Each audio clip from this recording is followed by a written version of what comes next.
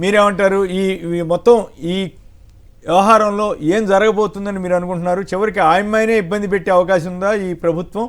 లేదు చిత్తశుద్ధితోటి ఆ ఎమ్మెల్యే మీద చర్య తీసుకునే అవకాశం ఉంటుందా, ఉండదా? ఎందుకంటే ఆధారాలు కూడా కనపడుతున్నాయి అనేది ఎక్కువ మంది చెబుతున్నటువంటి వాదన.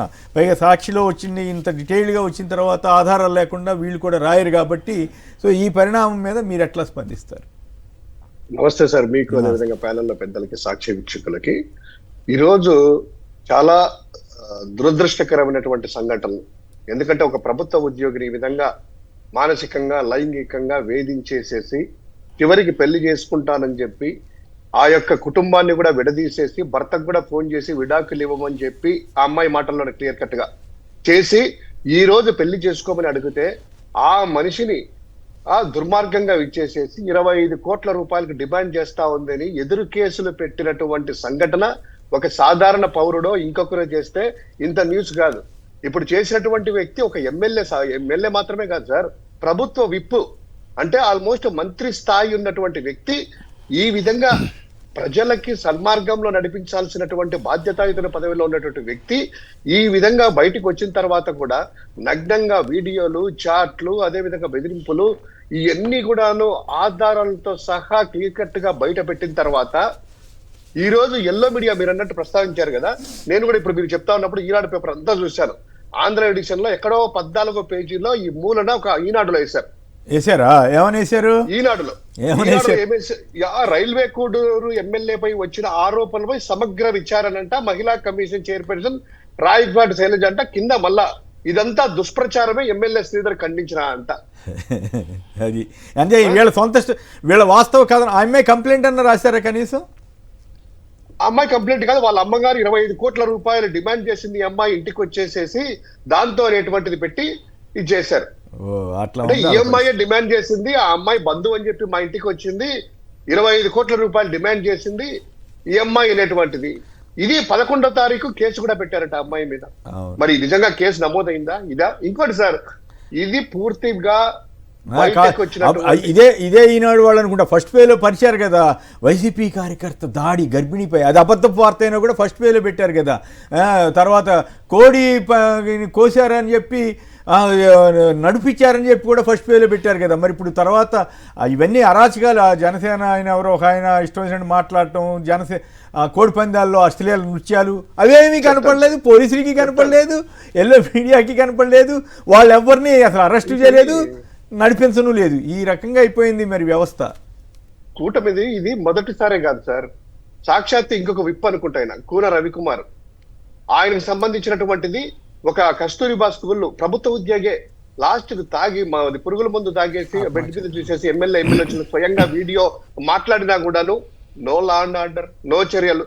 తర్వాత కాస్త కిందికి వస్తే ఈ రాయలసీమకు సంబంధించినటువంటి ఆ యొక్క మన సత్యవేడు ఎమ్మెల్యే, టీడీపీ ఎమ్మెల్యే ఆదిమూలం స్వయంగా ఒక మహిళ వెళ్ళి ఇక్కడ భద్రత ఉండదు కాబట్టి హైదరాబాద్కి వెళ్ళి ప్రెస్ మీట్ పెట్టి వీడియోలు అన్ని కూడా రిలీజ్ చేసినా కూడాను తుందుమందరగా పెట్టి ఇమ్మీడియట్ గా మళ్ళీ రాజీ చేసి ఆ అమ్మాయి చేత రాజీలు చేస్తారు.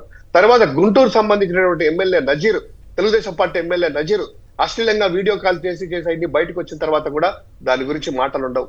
తర్వాత ఇదే వ్యక్తులు సంబంధించినటువంటిది ఈ జనసేన నేతలైతే అశ్లీలకు సంక్రాంతి పండుగ రోజు అదే ఒక మంత్రి వాసంశెట్టి సుభాష్ గారు ఆయన స్టేజ్లో ఎక్కించేసి చిన్న డాన్స్ చేస్తే నేను ఎమ్మెల్యే కాకముందు నేను సాధారణ పౌరుని, నాకుండదా అనేటువంటిది మళ్ళీ ఎక్స్ప్లెనేషన్.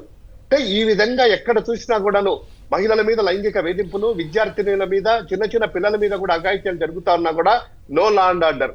దీనికి సంబంధించి సార్ పూర్వపరాలు తీసుకున్నట్లయితే చంద్రబాబు నాయుడు గారు, పవన్ కళ్యాణ్ గారు, ఓమది అనిత గారు పదే మాట్లాడుతూ మహిళల జోలికి వస్తే ఆ రోజే వాళ్ళకి చివరి రోజు ఒకసారి కాదు, 2 సార్లు కాదు, 100 సార్లు పదే ఇంత బిగ్గర్ గా అడుస్తున్నారు కదా చంద్రబాబు నాయుడు గారు.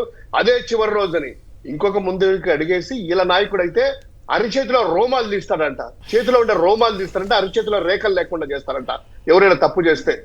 మరి మీ యొక్క సదరు విప్పు, మీ యొక్క ఎమ్మెల్యే ఈ విధంగా అరాచకాలు చేసేసి అబార్షన్లు చేయించేసేసి ఆ మహిళకు విడాకులు ఇప్పించేసి వాళ్ళ పిల్లని 3 సంవత్సరాల పిల్లల్ని చంపేస్తామని, ఇది పూర్తి వివరాలు సార్. ఒక ఆయన ఉన్నాడు అక్కడ లోకల్ గా స్థానిక నాయకుడు, వీళ్ళ కథనాల ప్రకారమే, ఈనాడు కథనాలు ఎన్ని కథనాల ప్రకారమే తాతంశెట్టి నాగేంద్ర అంట, ఆ అమ్మాయి చెప్పిన ప్రకారము ఆ నాగేంద్ర అనే వ్యక్తి మిగతా ఛానళ్ళకి వెళ్ళేసి బాగా కొన్ని కులాల మీద అదే విధంగా జగన్మోహన్ రెడ్డి గారి మీద నోరు పారేసుకుంటా ఉంటాడు జనసేన నేత. ఆయన ఈ అమ్మాయితో మాట్లాడి, అమ్మా అతను పెళ్లి చేసుకోడు, నువ్వు వదిలేయమ్మా, నిన్నే కాదు మా కొడుకు అంటే వాళ్ళ కొడుకు చదువుకున్నటువంటి బెంగళూరు కాలేజీ అమ్మాయిలు కూడా ఇట్లనే ఫేస్బుక్ లో విష్ చేస్తే వాళ్ళతో కూడా ఈ విధంగా ప్రవర్తించినాడు, లేదులేమ్మా నువ్వు మానుకో, నిన్ను ఊరికి ఏదో ఒకటి చేస్తారని ఆయన చెప్పినటువంటిది ఆ అమ్మాయి చెప్పింది. నా దగ్గర ఆ చాట్లు కూడా ఉన్నాయని ఆ అమ్మాయి స్వయంగా చెప్పింది. తాతలు రాగదు ఆయన నిన్ను వచ్చేసి ఇదంతా తూర్చు నాటకము బూటకం అనేసి ఆయన కూడా స్టేట్మెంట్ ఇస్తున్నాడట ఆ అమ్మాయి ఇలాంటిదని చెప్పి. అంటే ఈ లెటర్ అనేటువంటిది 22వ తారీఖున జనసేన పార్టీ నుంచి వారి యొక్క రాజకీయ కార్యదర్శి హరిప్రసాద్ గారు రిలీజ్ చేసిన ప్రకారము ఇది వ్యవహారం అంతా కూడా ముందే జనసేనకు తెలుసు కాబట్టే ఈ తాతంశెట్టి నాగేంద్ర లాంటి వాళ్ళు మాట్లాడి వీళ్ళ ప్రకారం 11వ తేదీ కేసు పెట్టాలని ప్రయత్నం చేసుకోవడంలో ఇవన్నీ అధిష్టాన దృష్టికి వచ్చిన తర్వాతనే ఈ లెటర్ అనేటువంటిది రిలీజ్ చేశారనేటువంటిది ఈ సీక్వెన్సెస్ అన్ని కూడా చూస్తే అర్థమవుతుంది. అంటే ముందే ప్రజలందరినీ కూడాను జాగ్రత్తగా అది ఒక అప్రమత్తం చేసి వాళ్ళ నాయకులను కార్యకర్తలని ఈ విధంగా చేయడం తప్పు. ఆ రోజే మీకు పార్టీలో చివరి రోజున లెటర్ రిలీజ్ చేయాల్సినటువంటి ఒక రాజకీయ పార్టీ జాగ్రత్తలు తీసుకోండి అనేటువంటిది ఇది రాస్తే ఇక ఏంటి సార్ సమాజం ఎట్టిపోతుంది? నాకు తెలిసి ప్రపంచ చరిత్రలో ఏ రాజకీయ పార్టీ కూడా ఈ విధంగా లెటర్ రిలీజ్ చేసేసి జాగ్రత్తగా ఉండండి, ఇది చేయడం తప్పు, అలా చేస్తే చివరి రోజులు మీకు ప్రభుత్వం శిక్షిస్తుంది, పార్టీలో ఇమ్మీడియట్ గా డిస్మిస్ వేటు వేస్తామనేటువంటి హెచ్చరికలు పంపించాల్సినటువంటి రాజకీయ పార్టీలు, అధికారంలో ఉన్నటువంటి పార్టీ, నెంబర్ 2గా వెలుగొద్దినటువంటి డిప్యూటీ సీఎం గారి యొక్క తాలూకా సంబంధించినటువంటి ప్రెస్ రిలీజు ఈ విధంగా ఉందంటే మనం ఒక్కసారి ఆలోచించాల్సినటువంటి అవసరం ఎంతైనా ఉంది సార్. ఇంత దుర్మార్గంగా జరుగుతున్నటువంటి చర్యలకి ఈవిడ అనిత గారు, అంటే ఇది అసందర్భం ఏమో చెప్పొద్దేమో కానీ నిన్న అనిత గారు సార్ మొన్న రాత్రి 26వ తేదీ వేడుకలు అయిన తర్వాత ఆమె వాళ్ళ మీద ఫేస్బుక్ లో ఒక పోస్ట్ పెట్టింది. ఏం పెట్టింది? బెంగళూరు అంకుల్ జగన్ అంకుల్ జెండా ఎక్కడ అనేటువంటి. ఇంత దుర్మార్గాలు ఎన్ని జరుగుతా ఉంటే జగన్ గారి మీద ఒక స్ట్రీట్ మనుషుల్లాగా, అంటే నార్మల్ గా ఏమి రాజకీయ సంబంధం లేకుండా ఏదో ఆకతాయిల్లాగా మెసేజ్లు అది బెంగళూరు అంకుల్ రిపబ్లిక్ డే జెండాలు ఎక్కడున్నావు అంకుల్ అంట. ఆమె వయసు ఎక్కడా? ఆమె మాటలేంటి? అసలు హోంమంత్రినా? ఎందుకు ఈ దరిద్రం మనకు అనేటువంటిది అనిపిస్తుంది ఈ రాష్ట్రంలో. ఈ దరిద్రం ఏంటి? ఒక హోంమంత్రి గారు ఒక మాజీ ముఖ్యమంత్రిని పట్టుకొని ఆమె ఏమన్నా చిన్నపిల్లనా? నిన్న సార్ ఆ పెట్టిన తర్వాత నిన్న ఉదయం వరకు ఒక 320 కామెంట్లు వచ్చాయి. కామెంట్ అని చదివితే 312 కామెంట్లు. అసలు నువ్వు హోంమంత్రి లేదు చదవట్లేదు, నార్మల్ గానే నేను చాలా జెన్యున్ గా మాట్లాడుతాను, చాలా పద్ధతిగా మాట్లాడతాను, నాకు దూరం ఉంటాను. అవన్నీ చూసిన తర్వాత 312 కామెంట్లు అన్ని కూడా నెగిటివ్ వచ్చిన తర్వాత డిలీట్ చేశారు. అంటే నేను ఎందుకు చెప్పాల్సి వస్తుందంటే, కొంచెం శివశంకర్ గారు ఏమనుకోమా అండి, ఎందుకు చెప్పాల్సి వస్తుందంటే ప్రస్తుతం ఆంధ్రప్రదేశ్లో ప్రభుత్వం ఏదైనా ఇష్యూలో నవ్విన జర్నలిస్టులను తీసుకెళ్లి జైల్లో పెట్టేస్తారు. ఇట్లాంటి కేసుల్లో మానభంగం కేసులు ఇట్లాంటి తీవ్రమైన ఆరోపణలు వస్తే మాత్రం వాళ్ళని చాలా జాగ్రత్తగా చూసుకుంటున్నారు.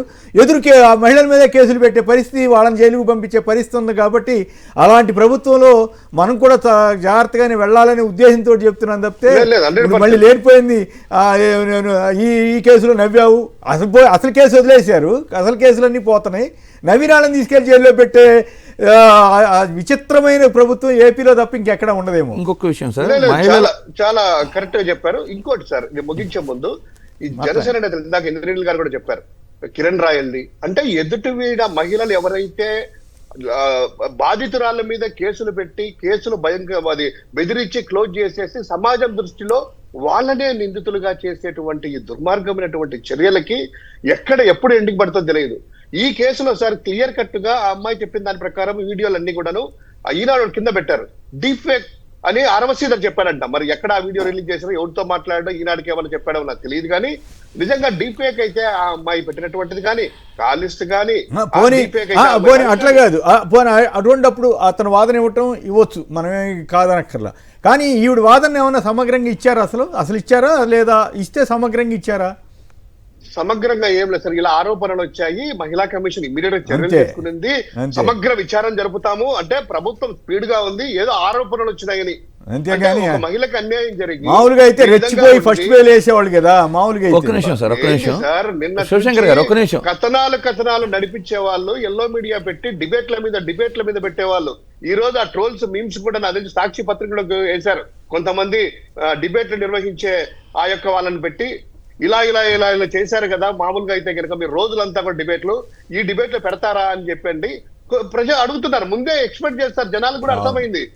అంటే వాళ్ళ ఉద్దేశం కాదు, వాళ్ళ ఉద్దేశం ఏంటంటే ఈనాడు ఆంధ్రజ్యోతిలోను లేకపోతే ఎల్లో మీడియాలో రాకపోతే జనానికి తెలియదు, ఇక కప్పేయచ్చు, మసిపూసి మారేట్లా చేయొచ్చు. కానీ సోషల్ మీడియా వచ్చిన తర్వాత ఇంకా కొన్ని పత్రికలు సాక్షి ఇటువంటివి ఉన్నాయి కాబట్టి ఈ మాత్రమే బయటకు వస్తున్నాయి, లేకపోతే అసలు ఏం చేసి ఉండేవాళ్ళు. సార్ ఈ మహిళ 100% ఒక్క నిమిషం సార్, మహిళల విషయంలో ఇంకొక ఇన్సిడెంట్ చెప్తా చూడండి. మంత్రి సంధ్యారాణి గారి పిఏ విషయంలో ఒక మహిళా ఉద్యోగికి వేధింపులు, వాట్సాప్ చాట్ ఇవన్నీ వచ్చిన తర్వాత ఇప్పుడు ఏం చెప్పారు, దివ్యాంగురాలు ఏదో కదా, అవును, ఆ పిఏ స్వచ్ఛందంగా రాజీనామా చేసి వెళ్ళిపోయాడు, ఈ కేసు క్లోజ్. అంటే ఇప్పుడు ఆ బాధిత మహిళకి న్యాయం జరగనట్లా సార్? పైగా అమ్మాయి మీద కేసు పెట్టి జైల్లో పెట్టారు కదా, ఏదో వేరే కేసు ఏదో అది వేరు అసలు, అది అంటే తర్వాత సంగతి. ఫస్ట్ ఆఫ్ ఆల్ అసలు ఫస్ట్ ఆఫ్ ఆల్ అంత క్లియర్గా ఎవిడెన్సెస్తో ఉన్నప్పుడు అతను రాజీనామా చేయటం అనేది బాధితురాలికి న్యాయం ఏ విధంగా చేసినట్లు సార్? అసలు అతను కదా కరెక్ట్ ఆరోపణలు ఉండయో అనధికార పిఏ అంటే కదా, అనధికార పిఏ రాజీనామా చేశాడంట ఆ వృత్తికి. అంటే రాజీనామా చేయటం అనేది న్యాయం జరిగినట్లు. చంద్రబాబు గారు ఆదేశాలు ఇచ్చారు వెంటనే తీసేయండి అని చెప్పి. అంటే యాక్సెప్ట్ చేసినట్టే కదా, తప్పు చేశాడని యాక్సెప్ట్ చేశారు. మరి శిక్ష కానివ్వండి, బాధితురాలికి న్యాయం ఏ విధంగా జరిగింది? ఇక్కడ ఏం చేశారు, ఒక రాయల్ ఎగ్జిట్ ఇచ్చారు వాళ్ళ మనిషికి, ఒక రాయల్ ఎగ్జిట్ ఇచ్చారు. ఇప్పుడు కూడా ఈ కేసులు ఏది తీసుకున్నా కూడా ఎమ్మెల్యే మీద హైదరాబాద్ లో ప్రెస్ కాన్ఫరెన్స్ పెడితే ఏం చేశారు, రాజీ చేశారు. ఇంతే కదా, ఇట్లా ఏదో రాజీ చేయడం లేదు. ఎందుకు ఇదేం కొత్త విషయం కాదు. 2014 టర్మ్లో ఆవిడెవరో పాపం ఎంఆర్ఓ మీద దాడి చేస్తే చివరికి రాజీ చేసి ఆయననే కోప్పడ్డారు కదా ఆ రోజుల్లో. అవును, రైట్. శివశంకర్ గారు కంప్లీట్ చేయండి. మీరు అన్నట్టు వనజాక్షి ఉదంతం చూసాము. ఆ యొక్క ఉదంతంలోనే తీసుకెళ్లి స్వయంగా ఆమె చేతనే క్షమాపణలు చెప్పించేసి కూర్చి రాజీ చేసినటువంటి పరిస్థితులు.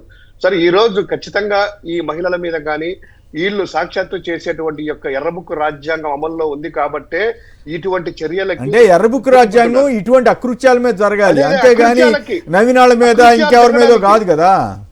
అదే ఇటువంటి అకృత్యాలు జరగడానికి ఆ యొక్క కూటమి నేతలు రెచ్చిపోవడానికి ఈ యొక్క వాళ్ళ యొక్క చేష్టలే దీనికి ఆస్కారం ఇస్తున్నాయి.